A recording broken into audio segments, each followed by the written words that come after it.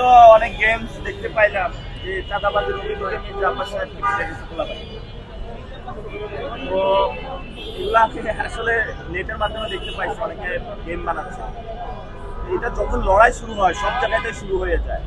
যারা মাঠে আসতে পারে না তারা ঘরে এই ধরনের যারা সমাজে চাঁদাবাজি, সন্ত্রাস, মাদক বাণিজ্য থেকে শুরু করে মানুষের উপর অত্যাচার চালিয়ে যাচ্ছে, গেমের মাধ্যমে তাদেরকে প্রতিহত করার চেষ্টা চালাচ্ছে।